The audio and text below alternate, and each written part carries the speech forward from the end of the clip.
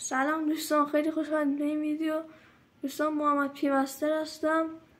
امروز اومدیم با شکار قوچ شاخ بزرگ لژندری. لتکو بزن بریم سراغ ویدیو. خب مکان قوچ شاخ بزرگ دقیقاً از ولنتاین فاصله کمی داره. همین سمت چپ ولنتاین رو بگیرین و اینجا این دریاچه و خط راهن اینجا میتونید پیداش کنید. دوستان بریم برای شکارش. اینم رایفل، عکسشون رو نشون بدم پایین. بهترین گزینه برای شکارش. خب صوفیا اومد.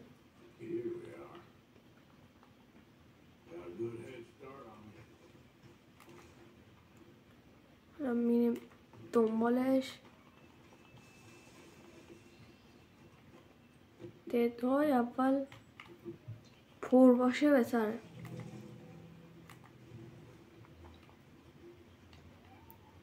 این معلوم نیست.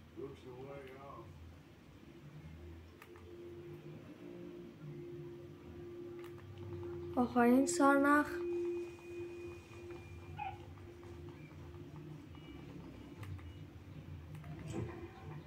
دوستان، ما رو لایک کنین، چنل ما رو سابسکرایب کنین، کامنت انگلیسی و کامنت فارسی هم بذارین. دوستان دیدیمش.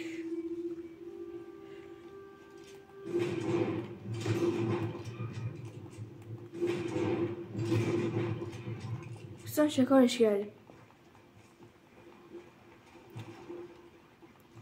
ببینیم او چقدر بزرگه. دوستان همینطوری گفتم یک دانه بزنید به قلبش، یک دانه بزنید سرش، یک دانه یا بزنید به قلبش یا به اینجا که من زدم. پوستشان بکنیم.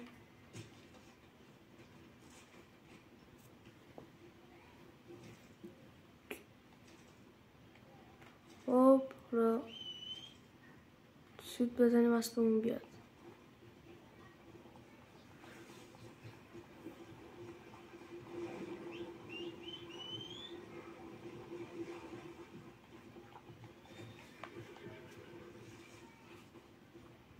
خب دوستان حالا از اون میاد.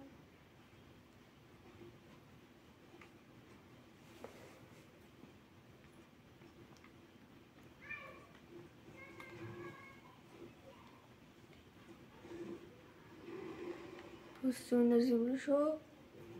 میدیم که بفروشیمش به طرف.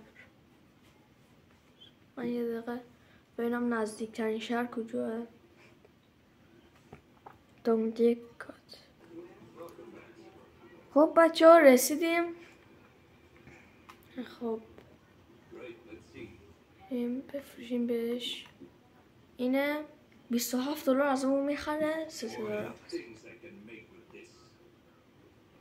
خب لباس اون چی میده؟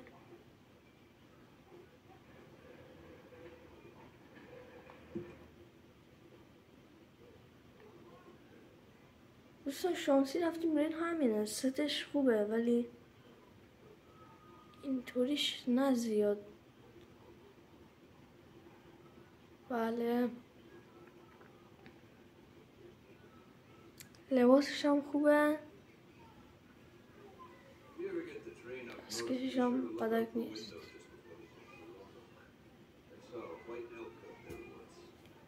خب دوستان، اگر از این ویدیو خوشتون اومد چنل ما رو سابسکرایب کنید و تا ویدیوی بعد خدا نگهدار.